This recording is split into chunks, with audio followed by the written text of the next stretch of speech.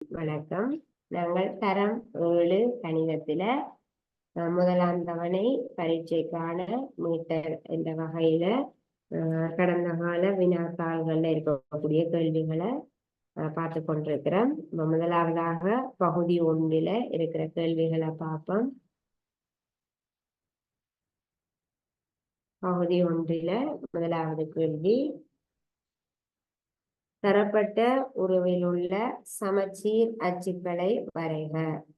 தரப்பட்ட உருவில் உள்ள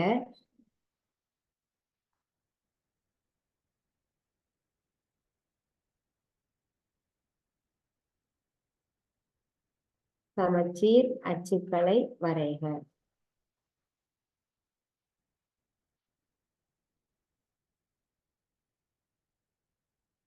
ஒரு உரு தரப்படுகிறது.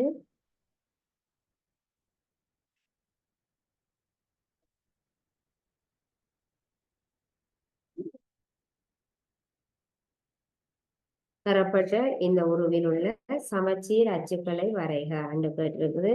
அப்ப சமச்சீர் அச்சுக்களை வரைய வேணும் அப்படின்னா நாங்கள் என்ன செய்ய வேணும்? ஒரு தள உருவை எப்ப சமச்சீர் அச்சு கிடைக்கும்? ஒரு தள உருவை நேர்கோடு ஒன்றின் வழியே மடிப்பதன் மூலம் ஒன்றுடன் ஒன்று பொருந்துற மாதிரி 2 சமனான பகுதிகளாக பிரிக்கப்படுமாக இருந்தால் அந்த உருவுக்கு இருபுடை சமச்சீருடைய தளவுரு என்று பெயர். இருபுடை சமச்சீருடைய தளவுரு.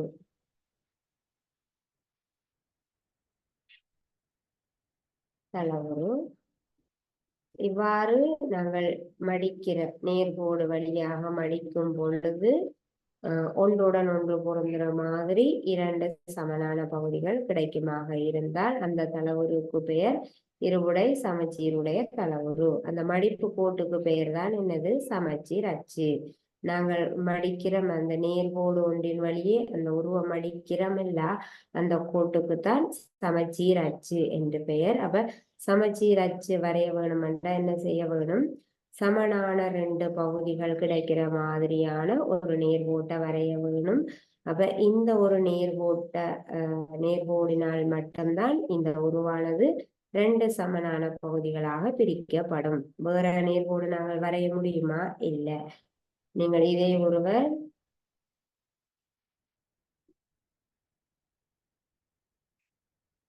ஒருவர் இப்படி நீங்கள் பிரிக்கும் பொழுது இப்படி நேர்கோடு வழியாக இப்படி நேர்கோடு வழியாக பிரிச்ச நீங்கண்டா 2 பக்கமும் சமனான வடிவம் கிடைக்காது. 2 பக்கமும் சமனான வடிவம் கிடைக்காது, சமனாக பிரிக்கப்படாது. ஆகவே 2 பக்கமும் சமனாக பிரிக்கப்பட வேணும். ஒரே மாதிரியான ஒன்றுடன் ஒன்று பொருந்துற மாதிரி ஒரே மாதிரியான வடிவங்கள் கிடைக்கப்பட வேண்டுமென்றா இந்த ஒரு நேர்கோட்டினால் மட்டும்தான் நீங்கள் பிரிக்க முடியும். ஆகவே இந்த உருவுக்கு சமச்சீர் அச்சை வரைய வேணுமென்றா இந்த ஒரு நேர்கோட்டை நாங்கள் வரைஞ்சு காட்டுவோம்.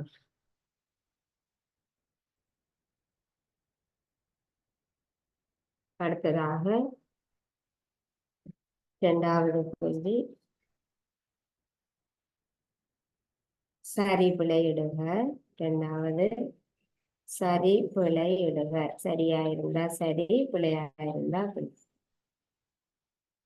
இருபுடை சமச்சீருடைய ஒரு உருவில் இருபுடை சமச்சீருடைய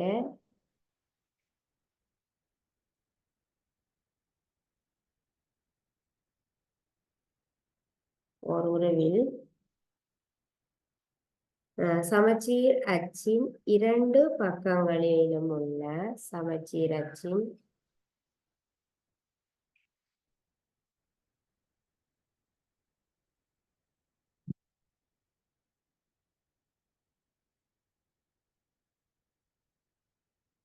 சமச்சீர் அச்சின் 2 பக்கங்களிலும்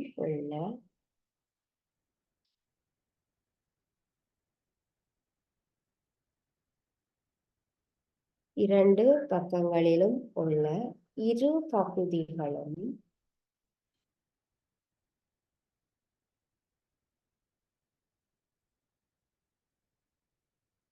இரு பகுதிகளும் வடிவத்திலும் பரப்பளவிலும் சமனானவை ஆகும். வடிவத்திலும் பரப்பளவிலும் சமனானவை ஆகும்.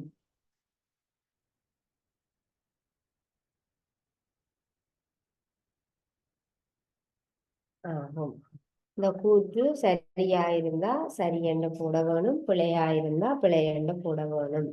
இருபுடை சமச்சீருடைய ஓர் உருவில், அப்ப நேர்கோடு ஒன்று வழியே பிரிக்கும் போது சமனான ரெண்டு பகுதிகள் கிடைக்கப்பட வேணும். இருபுடை சமச்சீருடைய ஓர் உருவில் சமச்சீர் அச்சின் இரண்டு பக்கங்களிலும் உள்ள இரு பகுதிகளும் வடிவத்திலும் பரப்பளவிலும் சமனானவை ஆகும். நாங்கள் ஒரு இருபுடை சமச்சீருடைய ஒரு தள உருவ வரைவன் பாருங்க.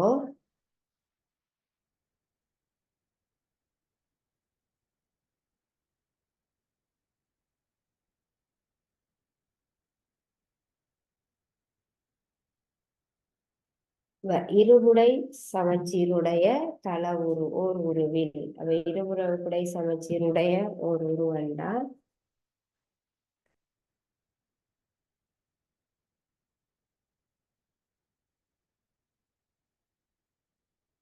ஓர் உருவில் இந்த ஒரு இருபுடை சமச்சீருடைய உருவண்டா நிச்சயமாக ஒரு நேர்கோடு வழியாக மடிக்கும் போது ஒன்றுடன் ஒன்று பொருந்துற மாதிரியான சமனான இரண்டு பகுதிகள் கிடைக்கப்பட வேணும். இது ஒரு பகுதி, இது இரண்டாவது பகுதி. நேர்கோடு வழியே மடிக்கும் போது, நேர்கோடு ஒன்றால பிரிக்கும் போது ரெண்டு பகுதிகள் கிடைக்க வேணும். இருபுடை சமச்சீருடைய தள உருவண்டா சமனான ரெண்டு பகுதிகள் கிடைக்க வேணும். என்ன சொல்லி இருக்குது? சமச்சீர் அச்சின் இரண்டு பக்கங்களிலும் உள்ள இந்த இரண்டு பகுதிகளும் இரு பகுதிகளும் வடிவத்திலும் பரப்பளவிலும் சமனானவை ஆகும். பாருங்க, நிச்சயமாக வடிவத்தில சமனாகத்தான் இருக்கும். வடிவத்தில சமனாக இருக்கிறபடியா பரப்பளவிலும் சமனானதாகத்தான் இருக்கும். இருகுடை சமச்சி எந்த உருவாக இருந்தாலும் சரி, இருகுடை சமச்சீருடைய தள உருவில நீங்கள் நேர்கோடு ஒன்றின் வழியே இவ்வாறு படிக்கும் போது கிடைக்கக்கூடிய இந்த இரண்டு பகுதிகளும் வடிவத்திலையும் பரப்பளவுகளையும் எப்படி இருக்கும்? சமனாக இருக்கும். ஒன்றோடு ஒன்று பொருந்த வேணும். மடிக்கும் போது என்ன மாதிரி கிடைக்கும்? இப்படி ஒரு உருவம் கிடைக்கும் இந்த உருவம் மடிக்கும் பொழுது. அப்ப இந்த இரண்டு பகுதிகளும் வடிவத்திலும் பரப்பளவிலும் சமனாகத்தான் இருக்கும். ஆகவே இந்த கூற்று சரியாகும்.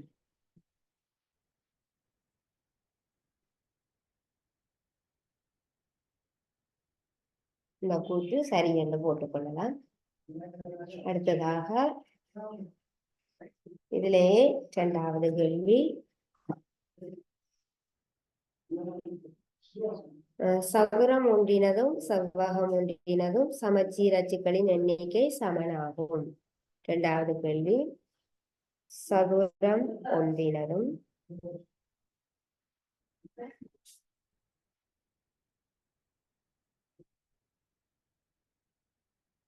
சதுரம் ஒன்றினதும் செவ்வகம் ஒன்றினதும்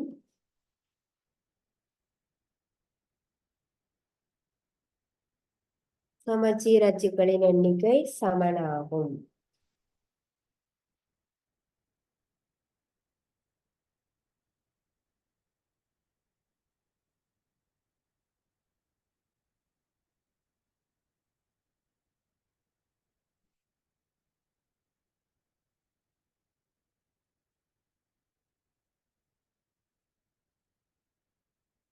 சதுரம் ஒன்றினதும் செவ்வகம் ஒன்றினதும் சமச்சீர் அச்சுக்களின் எண்ணிக்கை சமனாகும் என்று தந்திருக்கு. இந்த கூற்று சரியா இருந்தா சரி எனவும், பிழையா இருந்தா பிழை எனவும் நாங்கள் போட வேணும். அப்ப சதுரம் ஒன்றினுடைய சமச்சீர் அச்சுக்களின் எண்ணிக்கையை பார்ப்போம். செவ்வகம் ஒன்றினதும் சமச்சீர் அச்சுக்களின் எண்ணிக்கையை பார்ப்போம். சதுரத்துக்கு எத்தனை சமச்சீர் அச்சுக்கள் இருக்குது? சமச்சீர் அச்சுக்கள்னா நேர்கோடு ஒன்று வழியே பிரிக்கும் பொழுது சமனான ரெண்டு பகுதிகள் கிடைக்கப்பட வேண்டும். அப்ப சதுரத்தை இப்படி ஒரு நேர்கோட்டால பிரிக்கும் போது 2 சமனான பகுதிகள் கிடைக்கும். அதே போல இப்படி ஒரு நேர்கோடினால் பிரிக்கும் போது சமனான 2 பகுதிகள் கிடைக்கும். அதே போல இந்த மூலை வழியாக மூலை விட்டத்தின் வழியாக மடிக்கும் போது அல்லது பிரிக்கும் போது சமனான 2 பகுதிகள் கிடைக்கும். இப்படி பிரிக்கும் போது சமனான 2 பகுதிகள் கிடைக்கும். இப்படி பிரிக்கும் போது சமனான 2 பகுதிகள் கிடைக்கும். இப்படி பிரிக்கும் போது சமனான 2 பகுதிகள் கிடைக்கும். அதே மாதிரி இப்படி பிரிக்கும் போது சமனான 2 பகுதிகள் கிடைக்கும். அப்ப சதுரத்துக்கு சமச்சீர் அச்சுக்களின் எண்ணிக்கை எத்தனையா இருக்கும்? 4. ஒரு சதுரத்துல நாங்கள் எத்தனை மடிப்பு கோடுகளை வரையலாம்? 1, 2, 3, 4. அப்ப சதுரத்துல இருக்கக்கூடிய சமச்சீர் அச்சுக்களின் எண்ணிக்கை 4 ஆகும். ஆனால் செவ்வகத்துக்கு நாங்கள் சமச்சீர் அச்சுக்களின் எண்ணிக்கையை பார்ப்போம். செவ்வகத்தை முதலாவதாக இப்படி மடிக்கும் போது சமனான 2 பகுதிகள் கிடைக்கும். அடுத்ததாக இப்படி மடிக்கும் போது சமனான 2 பகுதிகள் கிடைக்கும். ஆனால் மூளையால மடிக்க முடியாது. செவ்வகத்தை மூளையால மடிக்கும் போது சமனான 2 பகுதிகள் கிடைக்காது. சதுரத்துக்குத்தான் கிடைக்கும். செவ்வக வடிவமான பேப்பர் எடுத்து பார்த்தீங்கன்னா தெரியும். மூளையால மடிக்கும் போது சமனான 2 பகுதிகளை நாங்கள் பெற்றுக்கொள்ள முடியாது. ஆகவே செவ்வகத்தின் சமச்சீர் அச்சுகளின் எண்ணிக்கை 2 ஆகும். அப்ப சதுரம் ஒன்றினதும் செவ்வகம் ஒன்றினதும் சமச்சீர் அச்சுக்களின் எண்ணிக்கை சமனாகும் என்று தந்திருக்குது. சமனாக இருக்குமா? சதுரத்துக்கும் செவ்வகத்துக்கும் சமச்சீர் அச்சுக்களின் எண்ணிக்கை சமனாக இருக்காது. ஆகவே இந்த கூற்று பிழையானது ஆகும்.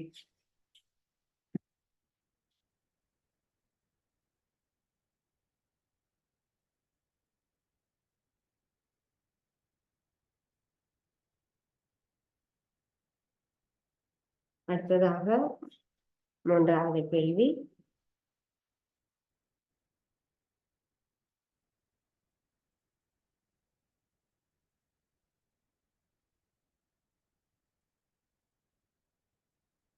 A சமன் இரட்டை அடைப்புக்குள்ள 3666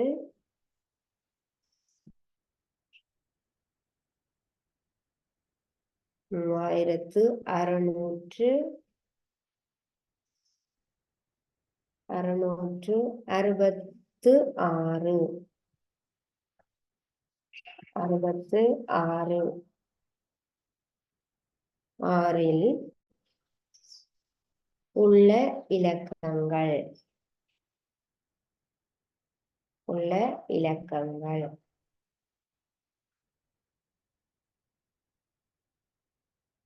ஒரு ஆங்கில எழுத்தால குறிப்பிடப்பட்டிருக்குது. இது ஒரு தொடையாகும். ஒரு தொடைய ஆங்கில பெரிய எழுத்தால இரட்டை அடைப்புக்குள்ள நாங்கள் எழுதி காட்டுவோம். ஆகவே ஒரு தொடைய சொற்களில விவரிச்சு எழுதி காட்டி இருக்குது. ஆயின் தொடை ஏயின் மூலகங்களை அடைப்பினுள் எழுதுக. ஆயின் தொடை ஏயின் மூலகங்களை அடைப்பினுள் எழுதுக அல்லது இரட்டை அடைப்பினுள் எழுதுக என்றாலும் சரி. அடைப்பினுள் எழுதுக. A சமன் 3666 உள்ள இலக்கங்கள். 3666 என்னும் எண்ணில் உள்ள இலக்கங்கள் ஒரு தொடையா தந்திருக்குது.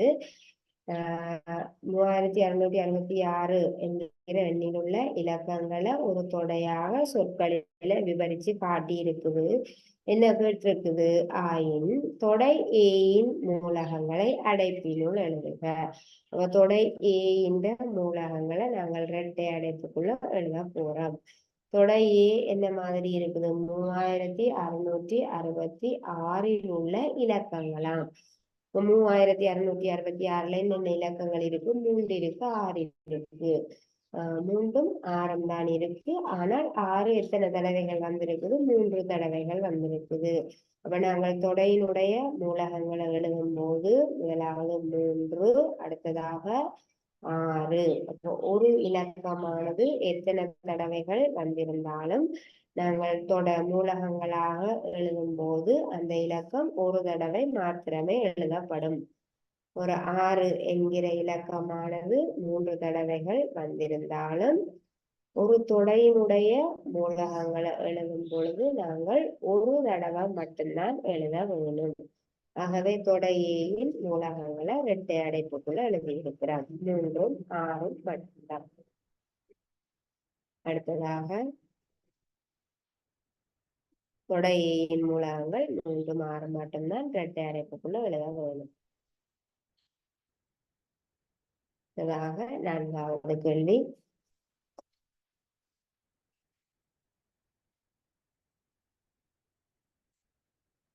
A Saman A E I O U.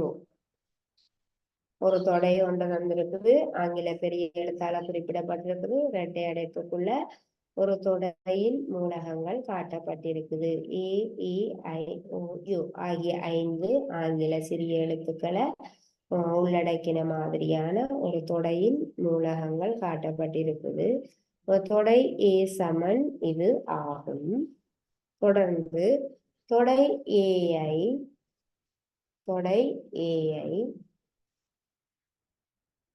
வெண் வரிப்படத்தில் வகை குறிக்க. தொடை ஏஐ வெண் வரிப்படத்தில் வகை குறிக்க.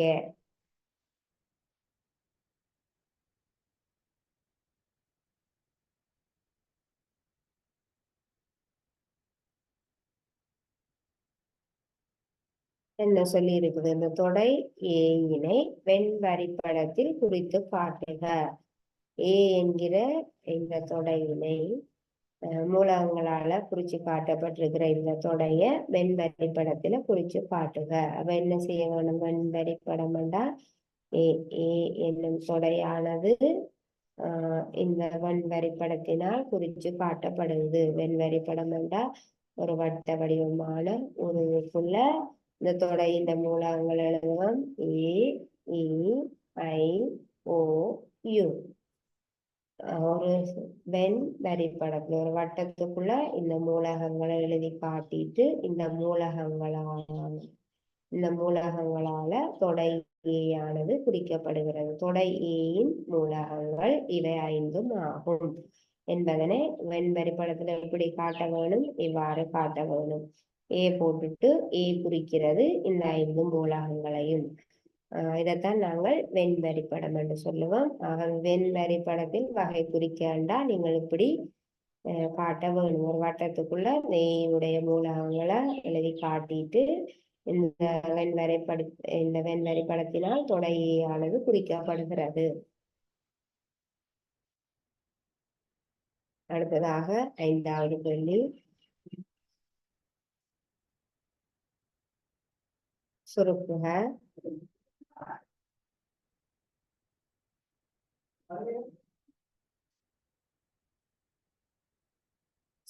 சுருக்குக. 5ல முதலாவது 8 சக 3 தர 5. சுருக்கப்புறம் 8 சக 3 தர 5. நாங்கள் சுருக்கும் பொழுது இவ்வாறான கோவைகளை சுருக்கும் பொழுது முதலாவது நாங்கள் அந்த ஓர்டரின் படிதான் செய்வோம். கூட்டல் கழித்தல் வகுத்தல் பெருக்கல் 4ம் வந்ததென்றா கூட்டல் கழித்தல் பெருக்கல் வகுத்தல் ஆகிய கணித செய்கைகள் வரும்போது முதலாவதாக நாங்கள் வகுத்தலை செய்யலாம். அடுத்தது பெருக்கல், அடுத்தது கூட்டலை கழித்தலை இடமிருந்து வலமாக செய்ய முடியும். ஆகவே கூட்டல் கழித்தல் வரும்போது கூட்டல் கழித்தல் பெருக்கல் வகுத்தல் வரும்பொழுது முதலாவதாக நாங்கள் செய்ய வேண்டியது பெருக்கல் அல்லது வகுத்தலைத்தான். பெருக்கலும் வகுத்தலை முதலாவது செய்வோம், அடுத்ததாக பெருக்கலை செய்வோம். அல்லது இடமிருந்து வலமாக பெருக்கல் வகுத்தல் இருந்தால் அதை செய்வோம். கூட்டலை நாங்கள் கடைசியாகத்தான் செய்ய வேணும். அது பாருங்க, இங்க கூட்டலும் இருக்குது பெருக்கலும் இருக்குது. கூட்டலும் பெருக்கலும் வரும் பொழுது முதலாவதாக பெருக்கலை செய்துட்டு தான் கூட்டல் செய்ய வேணும். ஆகவே 8 கூட்டல் 3ஐயும் 5ஐயும் பெருக்குவோம். 3ஐயும் 5ஐயும் பெருக்கினோம்னா 15. 8ஐயும் 15ஐயும் கூட்டினோம்னா 23. கூட்டலும் பெருக்கலும் வரும் பொழுது முதலாவதாக பெருக்கலை செய்துட்டு அடுத்ததாக கூட்டல் செய்ய வேணும். அடுத்தது 2வது கேள்வி. 5 தர 8 சய 8. 5 தர 8 சய 8. இங்க பார்த்தீங்கன்னா பெருக்கல் இருக்குது, அடுத்தது கழித்தல் இருக்குது. அப்ப நாங்கள் முதலாவதாக செய்ய வேண்டியது பெருக்கலும் கழித்தலும். முதலாவது செய்ய வேண்டியது பெருக்கல், அதுக்கு பிறகுதான் கழித்தலை செய்ய வேணும். அப்ப 5ஐயும் 8ஐயும் பெருக்குவோம். 8 40. அடுத்தது பெருக்கிட்டம். அடுத்ததாக இருக்கிறது கழித்தல் 8. 40லிருந்து 8 கழிப்போம் 32. ஆகவே இந்த ஓர்டரின் படி இந்த 4 கணித செய்கைகளும் வரும் பொழுது முதலாவது வகுத்தலையும் 2வது பெருக்கலையும் 3வது கூட்டலையும் 4வது கழித்தலையும் செய்வோம். அல்லது கூட்டலையும் கழித்தலையும் இடமிருந்து வலமாக செய்யும் பொழுதும் சரியாகத்தான் இருக்கும். ஆனால் கூட்டல் பெருக்கல் வரும் பொழுது முதலாவதாக பெருக்கலை செய்துட்டு தான் கூட்டல் செய்ய வேண்டும். பெருக்கலும் பெருக்கலும் கழித்தலும் வரும் பொழுது முதலாவதாக பெருக்கலை செய்துட்டு தான் பிறகு கழித்தலை செய்ய வேண்டும். இல்லாட்டி இங்க விடை மாறி வரும். 5 தர 8 சய 8. நீங்கள் முதலாவதாக இதை செய்துட்டீங்கன்னா 5 தர 8லிருந்து 8 கழிச்சோம்னா 0. அவ 5 தர 0 0 ஆயிரும். அவை விடை வேறுபடும். நாங்கள் முதலாவதாக செய்ய வேண்டியது பெருக்கல், பிறகுதான் கழித்தலை செய்வோம்.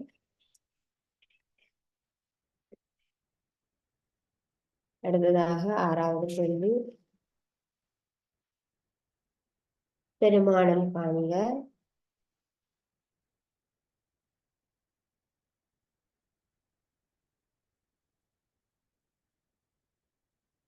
பெருமானம் காண்க. 15 சக அடைப்புக்குள்ள 14 சய 5 வகுத்தல் 3. ஒரு கோவை ஒன்று தரப்படுது. இந்த கோவையினுடைய பெருமானம் காண வேணும். இவ்வாறான அடைப்பு, கூட்டல், கழித்தல், வகுத்தல் இவ்வாறான கணித செய்கைகள் வரும் பொழுது நாங்கள் முதலாவதாக செய்ய வேண்டியது அடைப்பு, அடுத்ததாக செய்ய வேண்டியது அடுத்தது வகுத்தலை செய்வோம், அடுத்தது பெருக்கலை செய்வோம், அடுத்தது கூட்டலை செய்துட்டு கடைசியாகத்தான் கழித்தல் செய்ய வேணும். போட்மாஸ் ஒழுங்குமுறையில தான் நாங்கள் அடைப்புகளுடனான கோவைகளை சுருக்குவோம். அடைப்புகளுடனான கோவைகள் வரும்போது இந்த ஒழுங்குமுறையை பயன்படுத்தி தான் சுருக்குவோம். போட்மாஸ் முதலாவதாக அடைப்பு, அடுத்தது அடுத்தது வகுத்தல், அடுத்தது பெருக்கல், அடுத்தது கூட்டல், அடுத்தது கழித்தலை செய்ய வேணும். அப்ப முதலாவதாக அடைப்பை சுருக்க வேணும். 15 சக அடைப்புக்குள்ள என்ன அடைப்பு முதலாவதாக சுருக்குவோம். அடைப்புக்குள்ள என்ன 14 சய 5. 14லிருந்து 5 கழிக்கும் போது என்ன கிடைக்கும்? 9. 14லிருந்து 5 கழிச்சு எழுதிட்டீங்கன்னா அந்த அடைப்பு இல்லாம ஆயிடுது. ஆகவே நாங்கள் முதலாவதாக அடைப்பை சுருக்கிட்டோம், அடைப்பை இல்லாம செய்துட்டோம். அடைப்பைத்தான் செய்ய வேணும் முதலாவது. அப்ப அடைப்பை செய்த பிறகு இறுதியா இங்கால என்ன இருக்கு? வகுத்தல் 3. முதலாவது அடைப்புக்கு உள்ள இருக்கக்கூடிய அந்த செய்கையை செய்யும் போது அடைப்பு இல்லாமல் ஆகிறது. இனி 15 சக 9 வகுத்தல் 3. அப்ப பிறகு பாருங்க, 2வதாக இங்க கூட்டல் இருக்கு, இங்க வகுத்தல் இருக்கு. அப்ப நாங்கள் முதலாவதாக செய்ய வேண்டியது என்ன? வகுத்தல். வகுத்தலை செய்வோம். 9லிருந்து 3 வகுத்தனீங்கன்னா என்ன வரும்? 9ஆல 3ஐ வகுக்கும் பொழுது 3 கிடைக்கும். ஆகவே இதை 2ஐயும் அடுத்ததாக செய்வோம். 9லிருந்து 3 வகுத்தம் என்றால் 3. இறுதியாக 15 சக 3 18 ஆகும். இவ்வாறான அடைப்புகளுடனான கோவைகளை சுருக்கும் போது நாங்கள் போட்மாஸ் ஒழுங்குமுறையை பயன்படுத்தி சுருக்க வேணும். அப்பத்தான் எங்களுக்கு விடை சரியானதாக இருக்கும்.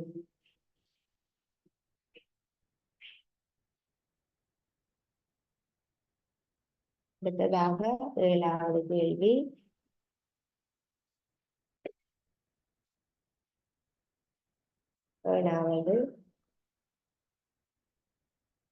பின்வரும் எண்களை வகுக்காமல் அவற்றுள் 9ஆல் மீதியின்றி வகுபடும் எண்களை தெரிவு செய்து அதன் கீழ் கோடிடுக. என்ன சொல்லி இருக்கு? கேள்வியை நீங்கள் எழுதிக்கொள்ள. பின்வரும் எண்களை வகுக்காமல் பின்வரும் எண்களை வகுக்காமல்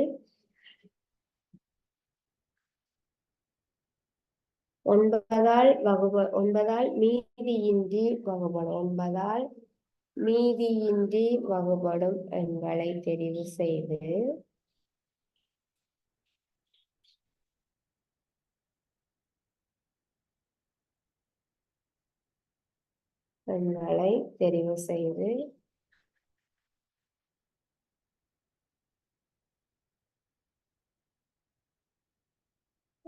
அதன் கீழ் கோடிடுக.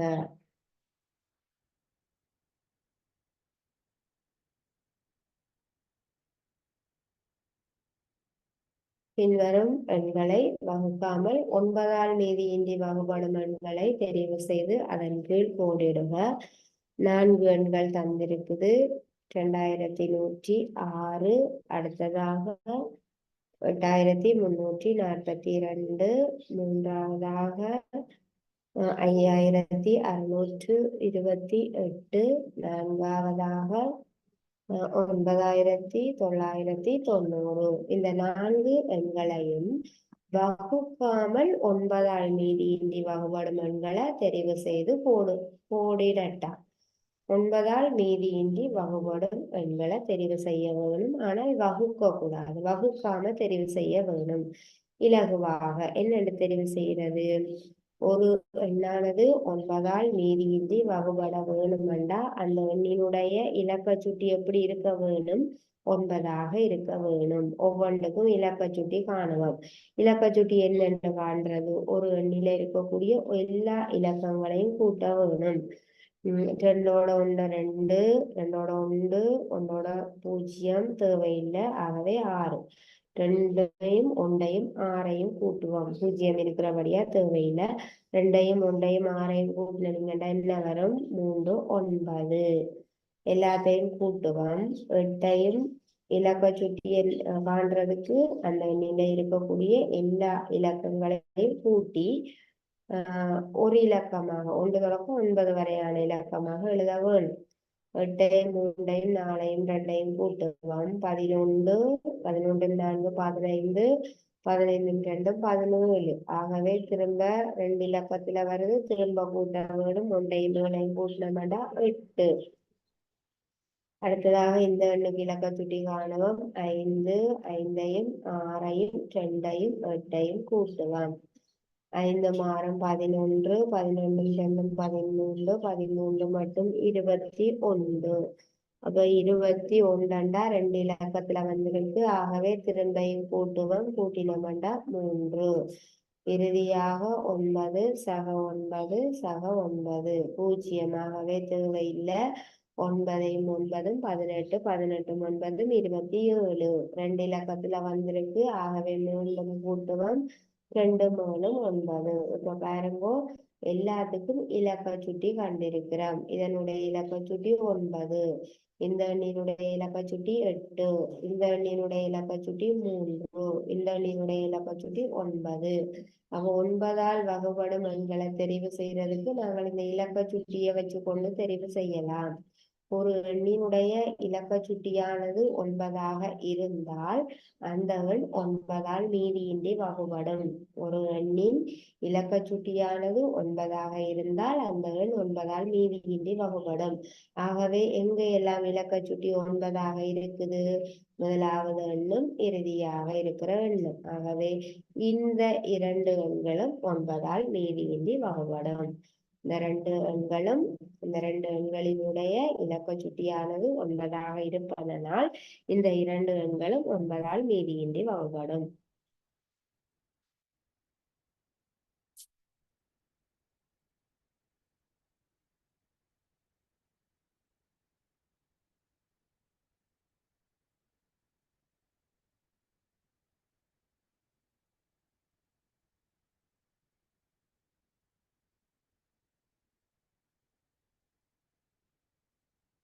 அடுத்ததாக 8வது கேள்வி.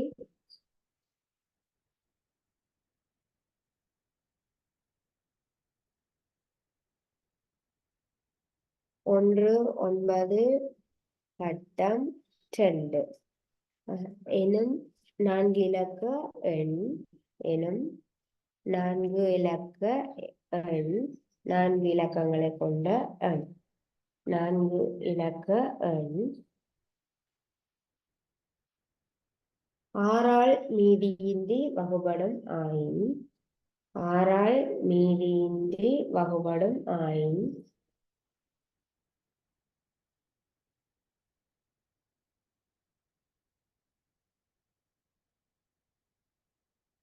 வெற்று கூட்டினுள் வர வேண்டிய இலக்கத்தை எழுதுக.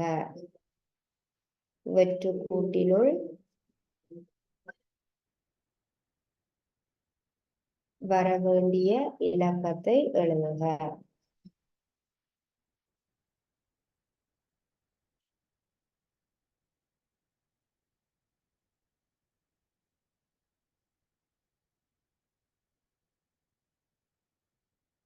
பாருங்க, ஒரு 4 இலக்க எண் 4 இலக்கங்களை உடைய இந்த எண்ணானது இதுல ஒரு எண் வர வேணும். 4 இலக்கங்களை கொண்ட இந்த எண்ணானது 6ஆல் மீதியின்றி வகுபட வேணுமாக இருந்தால் 6ஆல் மீதியின்றி வகுபடும் ஆயின் வெற்று கூட்டினுள் வர வேண்டிய இலக்கத்தை எழுதுக. அப்போ ஒரு எண்ணானது 6ஆல் மீதியின்றி வகுபட வேணும் அப்படி என்றால் அந்த எண் எப்படி இருக்க வேணும்? 2ஆல மீதியின்றி வகுபட வேணும். அதே நேரம் 3ஆல மீதியின்றி வகுபட வேணும். 2ஆலும் 3ஆலும் மீதியின்றி வகுபடக்கூடிய ஒரு எண்ணானது 6ஆல் மீதியின்றி வகுபடும். ஆகவே இந்த எண்ணானது 2ஆல மீதியின்றி வகுபடுமா என்று நாங்கள் பார்க்க வேணும். 3ஆல மீதியின்றி வகுபடுமா என்று பார்க்கறதுக்கு இந்த இடத்துல என்ன வந்தால் 3ஆல் மீதியின்றி வகுபடும். இதுல ஒரு எண்ணை நாங்கள் இடும்போது இந்த எண்ணானது 2ஆலும் 3ஆலும் மீதியின்றி வகுபட்டால் இந்த எண்ணானது நிச்சயமாக 6ஆல் மீதியின்றி வகுபடும். அப்ப 2ஆல் மீதியின்றி வகுபடுறதுக்கு 2ஆல மீதியின்றி வகுபடக்கூடிய எண்களை நாங்கள் இலகுவாக கண்டுபிடிக்கலாம். என்ன மாதிரி எப்படி இருக்கும்? அந்த எண்ணின் இறுதி இலக்கம் இரட்டை எண்ணாக இருக்கும். இந்த எண்ணின் இறுதி இலக்கம் என்ன இருக்கு? 2ஆ இருக்கு. ஒரு எண்ணினுடைய இறுதியில் இருக்கக்கூடிய இலக்கம் 2, 4, 6, 8, 0 ஆகிய இலக்கங்களை உடையதாக இருந்தால் அந்த எண்ணானது நிச்சயமாக 2ஆல் மீதியின்றி வகுபடும். ஆகவே இந்த எண்ணின் இறுதியில 2 இருப்பதனால் இந்த எண்ணானது 2ஆல் மீதியின்றி வகுபடும். இனி நாங்கள் இந்த எண் 3ஆல் மீதியின்றி வகுபட வேணுமாக இருந்தால் இந்த கட்டத்துக்குள்ள என்ன வர வேணும் என்று பார்க்க போறோம். அப்ப 3ஆல் மீதியின்றி வகுபடுறதுக்கு நாங்கள் இலக்க சுட்டியை பயன்படுத்துவோம். ஒரு எண்ணினுடைய இலக்க சுட்டியானது 3ஆல் வகுபட்டால் ஒரு எண்ணின் இலக்க சுட்டியானது 3ஆல் வகுபட்டால் அவ்வெண் நிச்சயமாக 3ஆல் வகுபடும். அப்ப இந்த எண்ணினுடைய இலக்க சுட்டியை நாங்கள் காணுவோம். 1, 9, 2 கட்டத்துக்குள்ள ஒரு எண் வரப்போகுது. கட்டத்துக்குள்ள வார எண்ணோட சேர்த்து அந்த கட்டத்துக்குள்ள வார எண்ணோட சேர்த்து எல்லா இலக்கங்களையும் நாங்கள் கூட்டும் பொழுது வார இலக்க சுட்டியானது 3ஆல் வகுபட்டதா இந்த எண் 3ஆல வகுபடும். இப்ப பாருங்க, 1, 2, 1, 9 கூட்டுங்க 10, 10ஓட 2 கூட்டினீங்கன்னா 12. 12 அப்படி என்றா இந்த 3 எண்களுடைய இலக்க சுட்டியையும் காணுவோம். 1, 9, 10, 10, 2, 12. ஆக 1, 2 நாங்கள் திரும்பி கூட்டுவோம். 1, 2 கூட்டினீங்கன்னா 3. அப்ப பாருங்க, 3 3 வந்திருக்குது. அப்போ ஒரு எண்ணின் இலக்க சுட்டியானது 3ஆல் வகுபட்டால் அவ்வெண் 3ஆல் நிச்சயமாக வகுபடும். அப்ப நாங்கள் இந்த கட்டத்துல இருக்கக்கூடிய எண்ணை பார்க்காமலே மீதியாக இருக்கிற அந்த 3 எண்களையும் கூட்டும் போது இலக்க சுட்டி 3 கிடைக்குது. இலக்க சுட்டி 3ஆல் வகுபட்டால் இந்த எண் 3ஆல வகுபடும். ஆகவே எங்களுக்கு கட்டத்துக்கு இந்த 3 எண்களுமே இந்த 3 எண்களினுடைய இலக்க சுட்டியை காணும் பொழுதே அந்த இலக்க சுட்டியானது 3ஆல வகுப்படுது. ஆகவே இதுல எங்களுக்கு இலக்கம் பூஜ்ஜியமாக இருந்தால் எங்களுக்கு ஒரு பிரச்சனையும் இல்லை. இதுல பூஜ்ஜியமாக இருந்தால் இந்த மூன்று எண்களை கூட்டும் பொழுதே மூன்று கிடைக்குது. மூன்று கிடைத்தால் இந்த எண் மூன்றால வகுப்படும். அப்ப இந்த இந்த கட்டத்துக்குள்ள நாங்கள் என்ன போடலாம்? 0 போடலாம். ஆகவே 1902 1902. இப்ப பாருங்க, இந்த எண் இந்த எண்ணினுடைய இலக்க சுட்டி 3 இருக்குது. ஆகவே இந்த எண் 3ஆல வகுப்படும். இந்த எண்ணினுடைய இறுதி இலக்கம் 2 இருக்குது. ஆகவே இந்த எண் 2ஆலையும் வகுப்படும். 2ஆலையும் 3ஆலையும் வகுப்படுவதால் இந்த எண் 6ஆல நிச்சயமாக வகுப்படும். ஆகவே கட்டத்துக்குள்ள இந்த கூட்டுக்குள்ள வர வேண்டிய இலக்கம் 0 இருக்கும்.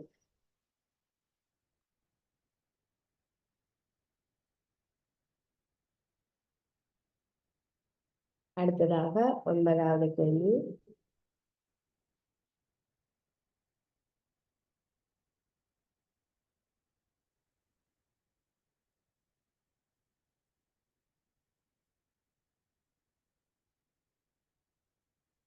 9வது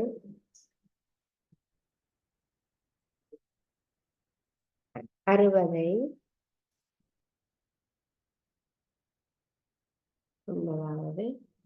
60ஐ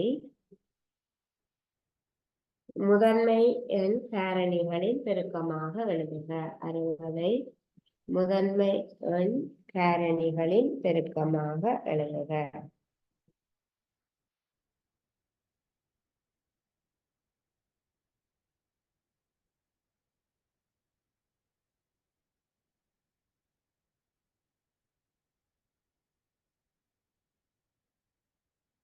எண் 60ஐ முதன்மை எண் காரணிகளின் பெருக்கமாக எழுதுக.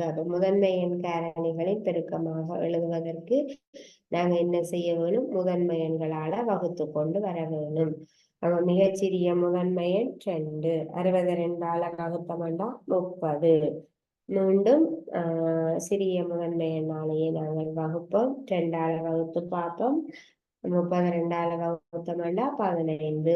திரும்பியும் 2ஆல வகுக்க முடியுமான்னு பார்க்கிறோம். 15 ஒரு ஒற்றை எண். ஆகவே 2ஆல மீதியின்றி வகுப்படாது. ஆகவே 2க்கு அடுத்த முதன்மை எண் 3.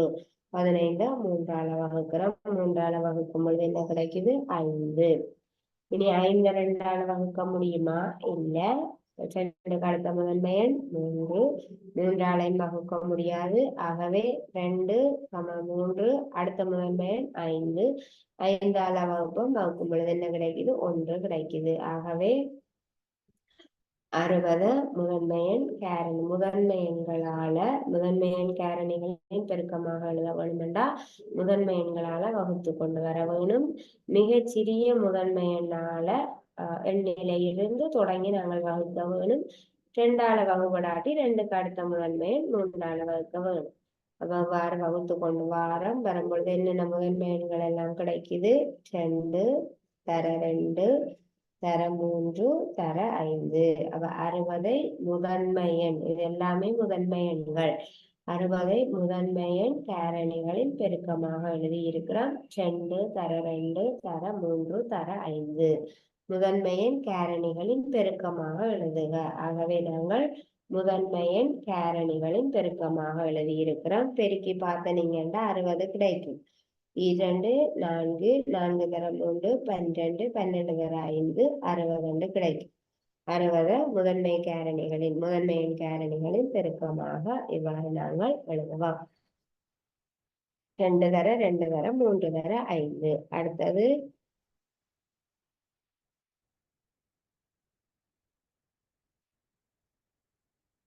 10வது கேள்வி.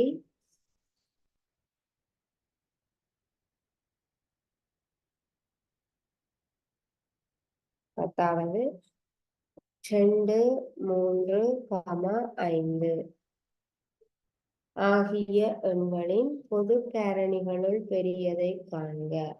ஆகிய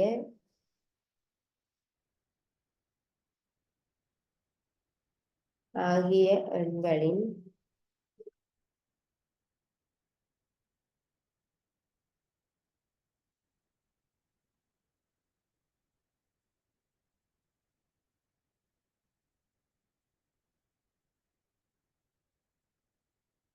ஆகிய எண்களின் பொது காரணிகளுள் பெரியதை காண்க.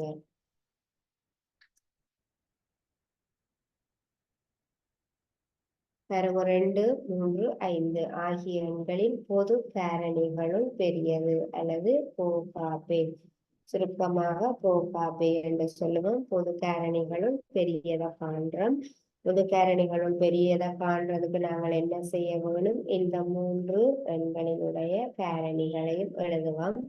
2 காரணிகள் 1, 2 ஒரு முதன்மை எண். ஆகவே 2 காரணிகள் மட்டும்தான் இருக்கும். 3 காரணிகள் 1, 3 5 காரணிகள் 1, 5 3 ஒரு முதன்மை எண் தான், 5 ஒரு முதன்மை எண் தான். முதன்மை எண் இந்த 3 எண்களுமே முதன்மை எண்கள் தான். இந்த 3 எண்களுக்கும் முதன்மை எண்ணாக இருப்பதனால் இந்த 3 எண்களுக்கும் 2 காரணிகள் மட்டும்தான் இருக்கும். அப்ப தரப்பொது காரணிகளுள் பெரியதை காண்பதற்காக இந்த 3 எண்களினுடைய காரணிகளையும் நாங்கள் எழுதியிருக்கிறோம். இனி இந்த 3 எண்களினுடைய காரணிகளையும் பொதுவாக இருக்கிற காரணிகளை பொதுவாக இருக்கிற காரணியை நாங்கள் வட்டமிடுவோம். 3 எண்களுக்கும் பொதுவாக இருக்கிற காரணி என்னது? 1. வேற பொதுவான காரணிகள் இங்கே இல்லை. ஆகவே இந்த 3 எண்களினுடைய பொதுவான காரணிகளுள் பெரியது. ஒரே ஒரு காரணி மட்டும்தான் பொதுவாக இருக்குது, 1 மட்டும்தான். ஆகவே பொதுவான காரணிகளுள் பெரியது 1ஆகத்தான் இருக்கும். பொதுவான காரணிகளுள் பெரியதாக 1 மட்டும்தான் இருக்குது. ஆகவே போகாபே 1 ஆகும்.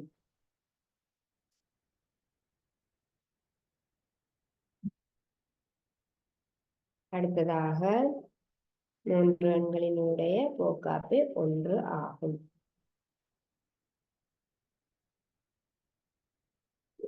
அடுத்ததாக 11வது கேள்வி.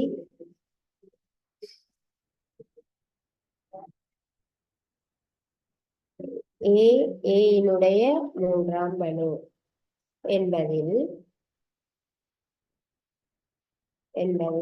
முதலாவது கேள்வி அடியை எழுதுக. 2வது கேள்வி சுட்டியை எழுதுக. ஏயின் 3ஆம் பளு என்பதில் அடியை எழுதுக, சுட்டியை எழுதுக. ஏயின் 3ஆம் பளுவில் அடி என்னவாக இருக்கும்? அடி என்பது அடியிலே இருக்கக்கூடிய எண் அல்லது உறுப்பு. எண்ணாக இருந்தால் எண், உறுப்பாக இருந்தால் உறுப்பை போடுவோம். ஒரு அட்சர கணித உறுப்பு இருக்குது, ஒரு அட்சரம் இருக்குது. அடியில ஏ இருக்குது, சுட்டியில என்ன இருக்கு? சுட்டி என்றா வலுவில இருக்கிறது. கீழே இருக்கிறதுக்கு பெயர் அடி, மேல வலுவில இருக்கிறதுக்கு பேர் வலு அல்லது சுட்டி. சுட்டி 3 ஆகும். இந்த சுட்டியில அடி ஏ, சுட்டி 3 ஆகும்.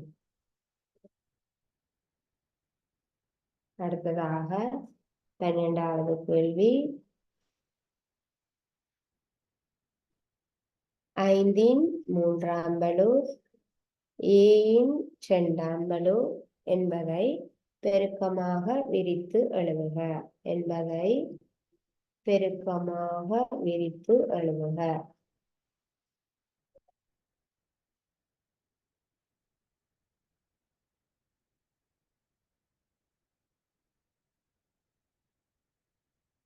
5இன் 3ஆம் பளு ஏயின் 2ஆம் பளு என்பதனை பெருக்கமாக விரித்து எழுத போறோம். பாருங்க, முதலாவது என்ன இருக்கு? 5இன் 3ஆம் பளு. ஆகவே 5 எத்தனை முறை எழுத வேணும்? 3 தடவைகள். 5 தர 5 தர 5, 5இன் 3ஆம் பளு. ஆகவே 5 அடிய 3 தடவைகள் எழுத வேணும். அடுத்தது ஏயின் 2ஆம் பளு. ஆகவே தர 2 பெருக்கமாகத்தான் இருக்குது. ஏ தர ஏ. 5இன் 3ஆம் பளுவை பெருக்கமாக விரித்தெழுத வேண்டுமென்றா 5 3 தடவைகள் பெருக்கமாக எழுத வேணும். ஏயின் 2ஆம் பளு ஏய 2 தடவைகள் பெருக்கமாக எழுத வேண்டும். எனவே 5இன் 3ஆம் பளு ஏயின் 2ஆம் பளு என்பதை பெருக்கமாக விரித்து எழுதியிருக்கிறோம்.